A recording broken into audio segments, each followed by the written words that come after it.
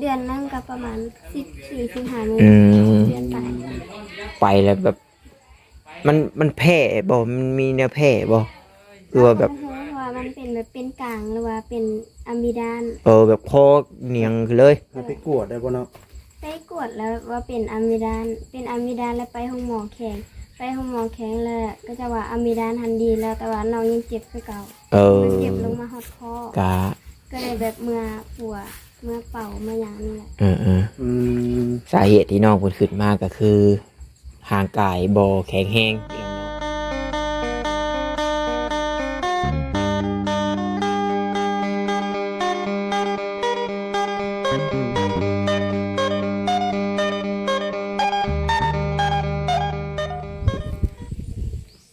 โอเคเนาะพี่น้องเปิดภาพขึ้นมาก็จังได๋บาดนี้เนาะดอกไฟขาดแล้วบ่ดอกหนึ่งพี่น้องเฮ้ย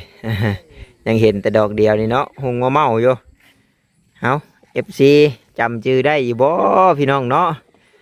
โดนตับแล้วพี่น้องเนาะทางบ่ตาบ่ได้ขึ้นมาทางนี้มื้อนี้ก็เอามีโอกาสได้ขึ้นมาทางบ้านทางเฮือนเวียงพี่น้องเอ้ยเนาะก็เลยเอาเนาะแวะถ่ายแวะอัปเดตทางบ้านน้องนงเบิ่งอีกก่อนพี่น้องเนาะว่ามีผู้ใดมาอยู่แล้วบ่เนาะหรือว่ายังคือเก่าบ่แต่จากที่แนมเข้าไปเบิ่งนี่ก็ยังอัดประตูสมอมอยู่พี่น้องเอ้ยจังใดก็ขอกราบทักทายสบายดีกับพ่อแม่พี่น้อง FC กันเบิดสุขุสุคนพี่น้องเอ้ยบ่ว่าอยู่ทางฝั่งลาวฝั่งไทยหรือว่าทางต่างประเทศนำเด้อพี่น้องเด้อ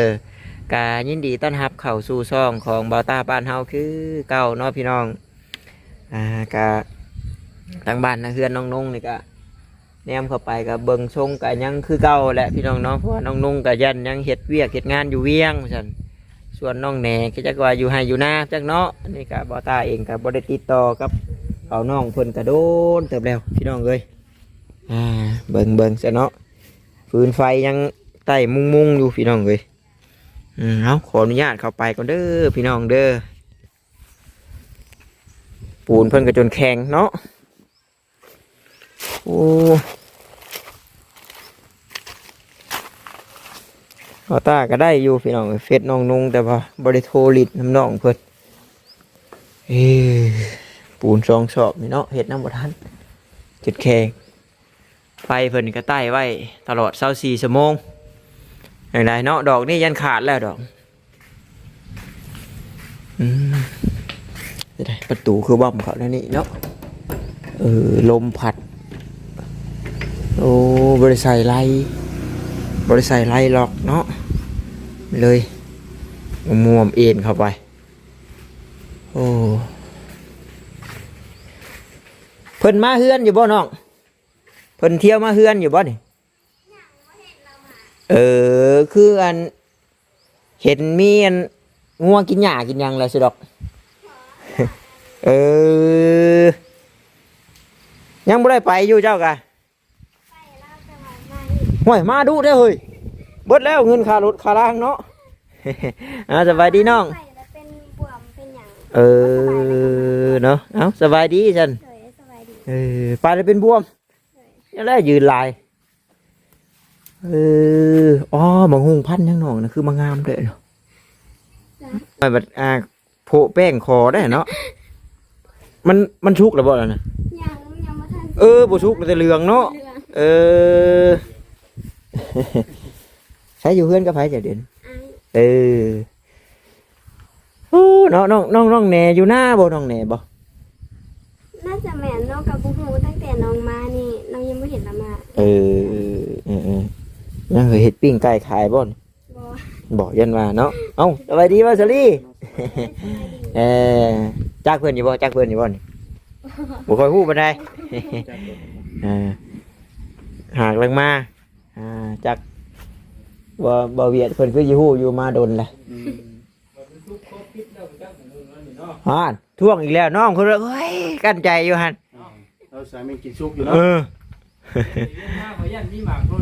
ยังคือซุกวัดกูหมากได้ล่ะมันเป็นพันเหลืองนั่นน่ะน้องเราแม่นบ่น่ะ แต่ว่าเจ้าก็ยังบ่เคยกินจักเทื่อเนาะอืม จับปากเลยเนาะ เบิ่งค่อยขอมาข้างนี้ก่อนบ่แม่นไม่ดูใช่มั้ยจักนี่เนาะโอ้ อันนี้เป็นเพื่อนข้างนอกคนอีกบ่ เพื่อนน้องเพิ่นแหละแต่ว่า ชื่อน้องยัง น้องมีนา น้องมีนา เลย คือชื่อเมียบ่จิตเลยว่าอยู่ แม่ นั่งนั่งก่อนเนาะมาบ่เห็นน้องนุ่งกระทายน้องเพิ่นนี่ละบัดนี่นั่งแล้วแหละน่ะยืนคือหรือว่านั่งนี่บ่เอ้าจังน้อยเชื่อห้วยเนาะมาเฮือนก็ยืนอยู่ซั่น น้องเพิ่นอายุจักปีน้อง อายุ14 ปี 14 14 ปี เลย บ่าวสาลีบ่ทันฮู้ถามเราเด้อเจ้านี่เจ้าพาข่อยมาหาไผมาอัปเดตเฮือนน้องนงนี่แหละเนาะ สบายดี สบายดี น้องยังระบาดที่นี่ น้องมีนา น้องมีนาเอ้า เลย เหมือนคุณภรรยาบ่จิตบ่ นั่นแหละแต่ว่านี่ก็จังสมออยู่พี่น้องเนาะ 14ปี น้องมีนาอายุ14 ปีว่าซั่นแต่เห็นน้องเพิ่นแต่ยังน้อยๆพุ่นดอกพี่น้องเอ้ยเนาะเพิ่นก็ลึงแล้วล่ะแต่น้องนงนี่แหละว่าสิถามข้าวอยู่เป็นจังได๋เนาะอยู่ดีมีแฮงอยู่บ่เอ้าถ้าน้องนงได้เบิ่งคลิปนี้มิ้นมาได้เด้อพี่น้องเด้อ มิ้นมาแน่น้องนงนี่ทางอ้ายท็อปมี่เพิ่นเนาะซอยนี่เอื้อนหลังนี่เพิ่นบ่อยู่กันนี่แล้วซั่นเนาะ ไปเรียนในสามปีเด้อ ไปอีกบ่ เราก็หัวใจว่าเกี่ยวเขา ไปเข้าก่อน เดี๋ยวน่ะหาเงินจ้างเอา เนาะ ฉันจ้างวันหนึงเท่าไหร่น้องนั่น เราเพราะว่าแบบบ่เคยจ้างอันนั้นมีแต่เกี่ยวเอง เนาะบ่สาลีบ่ได้เคยเกี่ยวข้าวได้คนนี่นะ แม่บ่เคยค่อย มาว่ามาเรียนเกี่ยวของเราเนี่ย จังว่าเด้อ ไก่ใช่เนาะ สิได้เรียนเกี่ยวงานเจ้าของเลยก่อน อยู่ใช่ชนะเนาะ นายน้องอยู่ดงพุ่นแหละ ไกลดิ เนาะ ไกลอยู่ไกลคือว่าไปเวียงก็มันก็ไกลแน่ค่ารถค่าล่างก็เท่าได้ชะน้องเดือน ค่ารถแม่นจากแต่บ้านโนนนี่ฮอดซิโนแม่น50,000แล้วก็ขึ้นรถเมล์แต่ซิโนฮอดเวียง200,000 เป็น250,000เนาะ ประมาณ200,000หาฮอดเวียง เคยจับชั่วโมงไปอยู่บ่เดี๋ยวนี้จักชั่วโมงนั่งรถ นั่งรถทำไม เด้อ ถ้าอันขึ้นรถเมล์แต่บ้านแต่ซิโนนี่พอขึ้นประมาณ 8-9 โมงฮอดพุ่นก็ประมาณ 7 โมง 8 โมงแรง ผู้ใดอยากไปเวียงคำตอบอยู่นี่พี่น้องเนาะเพราะว่าได้ยินจากสาวซุกว่าขนาดไปทาแขกยัง 2-3 ชั่วโมงเลยเดี๋ยวทางมันยาก เดี๋ยวนี้เห็นไหม ทางเพบ่เนาะ เลย อ่า ทางมันยากแน่แล้วก็ถ้าขึ้นถึกรถคันสาก็น่าจะโดนเติม เมื่อก็แล้วแต่เนาะ เดี๋ยว กู บางคัน แม่กูไปไว้ไปซ่า อืม แต่ว่าก็ย่าดอกเนี่ยไปเห็นหุ่งเรืองกูเงินชุกพ่อพาแล้วจักบ่ นั่นน่ะ ไปเวียนเทื่อหนึงเลยนะ เฮ็ดเวียกอยู่เวียง เจ้าเฮ็ดเวียกหยังก็เวียก เป็นแม่บ้าน ถนัดเฮ็ดหยังนี่ มีแต่แบบอันกวาดเฮือนแล้วก็ทูเฮือน ว้ายเนาะได้เฮือนงามเฮือนใหม่นี่คืออยู่ได้ฉันเดี๋ยวว่าเฮ็ดเกี่ยวกับเนื้ออยู่เนื้อกิน เลย ก็เป็นกันบ่ เลย แกงหน่อไม้ได้แซ่บบ่ บ่ โอ้หวายแกงหน่อไม้แซ่บมื้อหน้าซื้อหน่อไม้มาให้น้องเพิ่นแกงนี่เนาะ ขอท่าอยู่ได้ แกงยังได้น้องพุ่นเป็นนัวไปฉันก็อยู่หน้าพุ่นบ่แห้งกันเนาะ บ่อยู่บ้านก็มี ไม่ยังเหลือหลายยังสิต่อเติมอยู่บ่เฮือน อันนี้ว่ะ เด้อ ไม่เก่าเหลือไว้แต่โดนแล้ว ยันว่ายังสิต่อเติมเฮือนอยู่สิดอกยันแล้วเท่านี้เนาะ เลยนี่ยังว่าสิต่อเติมแต่ว่าไม่มันยังบ่พอ แต่ว่าถ้าจำบ่ผิดนี่อ้ายถามตอนนั้นเจ้าว่าไผก็เสีย พอ พ่อเนาะพ่อเสียยังแต่แม่ เลย เพราะว่าเที่ยวขึ้นมาเฮือนน้องนุ่งอยู่พี่น้องเนาะก็บ่ได้สร้างทายน้องแล้วดอก ประมาณนี้ แม่ แต่เก่าอยู่ที่เฮือนน้องนุ่ง แม่ แต่เก่าเจ้าก็อยู่บ่ใช่ไหมขึ้นมาเฮือนน้องนุ่ง อยู่อยู่แต่ว่าวันนี้เพิ่นเป็นสาวแล้วว่า เป็นคนนี้เนาะ เพื่อนน้องกับเพื่อนน้องนู้นนี่ก็ต่างคนต่าง นี่ตั้งพร้อมกันแล้วเลยนี่ เพื่อนน้องหันเอามาแต่บ้านคนละขึ้นก่อนแล้วก็เพื่อนน้อง อย่ารับคืนเพื่อนใหม่ก็บ่ฮอดกันนะเนาะ นี่บ่ตาต้องน้อยใจเนาะ เอาหยอกน้องเพิ่นพี่น้องว่าเขาน้องนุ่งเพิ่นกับโบอยูนะจ้ะนี่แหละมากับทายเอ้ยเวียงทายน้องมีนาพี่น้องเนาะแต่ว่าเป้าหมายขึ้นมามื้อนี้นั้นมีจุดหมายปลายทางอยู่ได้พี่น้องเนาะก็มีชาวบ้านเพิ่นนี่แหละพี่น้องเนาะเพิ่นก็เว้าสู่ฟังอยู่พี่น้องเนาะว่าเป็นตะกะบะว่าซั่นเนาะมีครอบครัวหนึงเพิ่นก็หนีมาจากลูกจากผัวเพิ่นก็โอ้ยว่าแม่หอบลูกหอบเต้ามาพุ่นแหละเพิ่นสิเป็นผู้ใดชื่อเสียงเรียงนามจังใดก็ท่าเบิ่งในคลิปต่อไปพี่น้องเอ้ยพี่น้องมีนาก็เอิ้งได้เนาะสิมีครอบมีครัวก็อายุหลายๆก่อนหรือว่ามีแล้วจักหลักมีแล้วจักนี่ บ่ ยังบ่18ปียังเอาเนาะได้เด้เฮ้ยแต่คือว่าสายนิ่งสายแนนมาฮอดมื้อใดก็ไล่คุบมื้อนั้นเนาะเดี๋ยวว่ามีไว้แล้วบ่ บ่ ยังอยู่ยันว่ามีหมายไว้แหละยัดเสื้อยัดหมอนเตรียมไว้ชมมาแล้วผู้หญิงเนาะ แนวมันแหละ ทั้งนี่ขาดองนี่เท่าไรเนาะหลัก อิงตามบางคน จริง บาง ตาม ค บาน งค ก็ น ฮอด40ล้าน50ล้าน ๆโอ้ แต่บางคนก็10ปลายล้าน อืม บ่เลือกก็แล้วแต่เนาะ แล้วแต่ บ้านเองก็ราคาบ่แพงปานใดเนาะขนมขดองก็ได้ แต่ว่าเอาบ้านอื่นก็แพงแน่ น้องมีหน้าได้สิเอาขาดองเท่าไร บ่ บ่เอาเว้าถามไปนี่แหละพี่น้องเลยเนาะแต่ว่าน้องเพิ่นยังน้อยอยู่ก็เลยแนะนำน้องเพิ่นเนาะอย่าพลาดเด้อว่าซั่นโอ้ยคักแท้ก็พูดแล้วประมาณ27 28 25พี่น้องเอ้ยเนาะมีจังไดเฮาไปหาเวียกหางานมั่นคงแต่ว่าเรื่องสายนิ่งสายแน่นนี่บ่ต้าเชื่อเด้แต่มาฮอดมื้อใดก็บ่ได้จักน้อยจักใหญ่เด้เนาะ โอ้แนวมันแหละเห็นบ่น้องตุ๊กน่ะ น้องตุ๊กจักปีก่อนน้องตุ๊กชำเดียวกัน เป็น เยอะ เสียงเดียวกันเลย แต่ว่าน้องตุ๊กนี่ยังบ่เป็นเพศชำน้องเพิ่น แม่น 13 แน่ยังรักยังกันนะ คลิปนี้เป็นหลักฐานมัดโต เวียงเป็นขี่ขโมยแล้ว ขี้เขามาสารภาพชาโดยดีสารภาพกันได้เห็นน้ำกินน้ำกันได้ค่ะ จะกินเด้อ ทำกินน้ำกันอะไรชิบเผยแพ้ ต้องปิดไว้บ่ ปิดไว้ อันนี้เฮือนบ่อยากน้องนงบ่ น้องแม่ก็ไปเฮ็ดงานเลยเด้ ไปแล้วบ่จ้ะ น้องก็เฮ็ดสบายดีเป็นหลักฐาน คุณที่รักที่เด่นเดินมาได้ เดินพ่วง ทำเลดีอยู่อันอยู่แถวเฮือนน้องเพิ่นนะบุก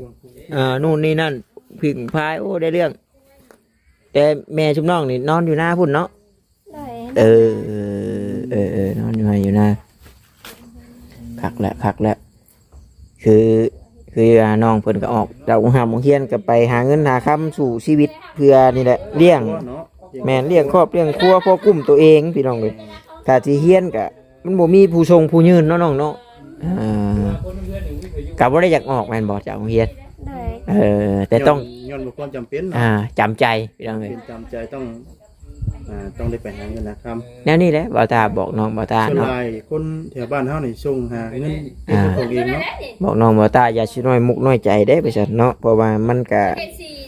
ซอยตัวเองแหละว่าอะไรก็ได้ซอยหาเงินกุ้มตัวเองเขียนพออ่านได้เขียนออกพอหมู่บ่ตัวเนาะเพราะว่าเพิ่นเขียนหยังเพิ่นเว้าหยังโน่นนี่นั่นพออ่านได้หาเงินนั่นแหละพี่น้องมันไปโรงเรียนมันก็ค่าใช้จ่ายแพงบ่มันก็ถามว่าแพงสำหรับผู้ครอบครัวฐานะหาเช้ากินค่ำเนาะบ่สลีโอ้คาบหนึ่งไปโรงเรียนเนาะต้องมีและติดถุงให้ลูก10,000หรือว่า5,000แต่รุ่นบอต้านี่ห่วยได้5,000นี่พื้นนะสบายนั่นได้อันเงินใบกาแฟนะก็โอ้ยมีเงินนะได้กระแลมดอทหนึ่งก็มีดีใจแล้วเนาะว่าได้เนาะคือเจ้าไปเวียงนี่ก็ได้อยู่เดือนหนึ่งล้านปลายเหมือนว่าเจ้าเข้าน้ำซื้อบ่ขอหน้ามันกินน้ำงาน กินน้ำเพิ่นบ่แต่ว่าบอกความบอกเศร้ากับอยู่น้ำเพิ่นเด้ เลย อายุจะหาบริษัทห้องอยู่เนาะแมน บางคนพี่น้องเนาะไปมันก็เลือกงานบ่ได้เด้แม่นบ่พอเฮาไปแล้วมันก็บ่เป็นคือคิดปานใดได้พี่น้องมันก็บ่เป็นคือคิดปานใดแต่ว่ามีช่วงหนึงเจ้านี่บ่เว้าสู่อ้ายฟังว่าแบบว่าเพิ่นตัวไปขายบ่เพิ่นหรือว่าไผเนาะช่วงน่ะคือว่าเพิ่นให้ไปเวียงแล้วก็คือว่าแบบสิได้แล้วในหน้าเพิ่นตัวหรือว่าน้องนุ่งบ่หรือว่าเจ้าบ่เว้าฮะ เราไม่เคยบอกนะ หรือน้องนุ่งบอกว่าตอนนั้นแต่ว่าเพิ่นให้ไปเพราะเพิ่นให้ไปแหละคือว่า ถือตัวบ่ ถึกตัวถึกหยังนี่แหละ ไปขายชีวิต แบบว่ามีงานให้เฮาแล้วสินะบ่พอลงไปแล้วบ่มีงานแล้วเอาเฮาไปอยู่บนอื่นได้เอาค่าแรงนํเฮาสินะ อ๋อ คือคุ้นๆบ่น้องนุ่งก็น้องเดือนนี่แหละพี่น้องเนาะเว้าสู่ฟังแต่ว่าดนแหละพี่น้องเอ้ยแต่น้องมีนาเพิ่นนี่หากำลังถามน้องเพิ่นมื้อนั้นน้ำนี้น้องเนาะมามื้อนี้ก็น้องเพิ่นกลับขึ้นมาโอ้ยได้แล้วเดือนปลายเนาะที่ได้ เดือนไป ได้เดือนนึงก็ประมาณ14-15 มื้อ อืม เดือนไป ไปแล้วแบบมันแพ้บ่มันมีแนวแพ้บ่